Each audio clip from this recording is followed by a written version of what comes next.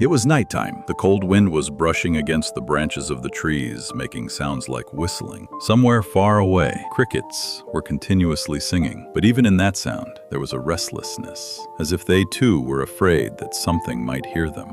Ravens Hollow, a small American town with a population of hardly a few hundred. During the day, this place looked as peaceful as any mountain village. But as soon as the sun went down, the silence seemed to come alive. It is said, something lives in this forest, something that is not human, but speaks in a human voice. It can call your name, imitate your memories, even talk to you in your own voice. People call it the Hollow Beast. But the real fear isn't in the name, it's in the voice it uses to pull you closer. When Ethan Ross first heard this story, he laughed it off as just content. His channel, Dark Trails, was based on true stories of places where no one dares to go. He stood in front of the camera, darkness in the background and only the torchlight shining on his face. "Guys," he said, "tonight, I'm going into the forest where no one has ever returned from. They say something lives here, something that speaks in your voice. If you're watching this video, maybe I survived." He gave a faint smile, but fear was visible behind that smile. That night, he entered the forest with his friends, Nick and Sophie. The air inside the woods was thick.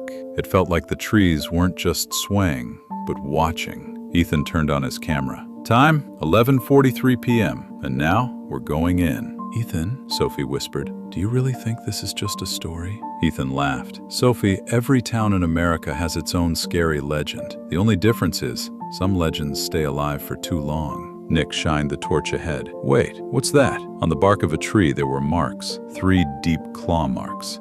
Ethan touched them. They looked fresh. Maybe some animal, but he couldn't finish the sentence, because right then a voice came from behind. "Ethan." All 3 turned around. No one was there, just the wind. But even the wind carried an echo, like someone was whispering and laughing at the same time. They decided to move forward.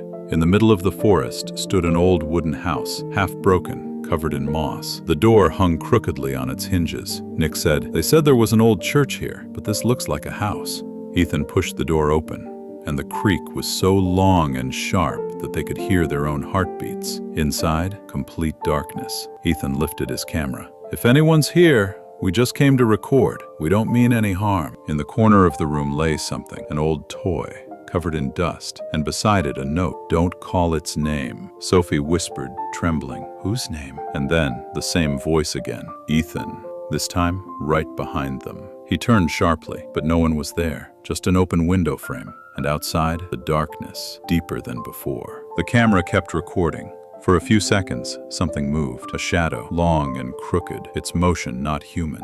It slid across the wall and for just a moment, stood right in front of them. A face, without eyes, a mouth stretched too wide as if someone had pulled the skull apart. Sophie screamed. The camera fell. In the recording, only the sound of footsteps remained, running, gasping, and between them, that same whispering voice. The next morning, when the police arrived, they found only the camera. Ethan, Nick, and Sophie, all 3 were gone. On the forest floor, there were just 3 sets of footprints, and beside them, more marks, 3 claws, pressing deeper into the soil, step by step. But the story doesn't end here, because even after the Hollow Beast, there are still places in America where the earth itself trembles. Creatures older than human shadows, waiting for someone to call their name. And now we move to the next monster, the Grave Man, a shadow that rises from the dirt of the cemetery and can only be seen by those whose time has come.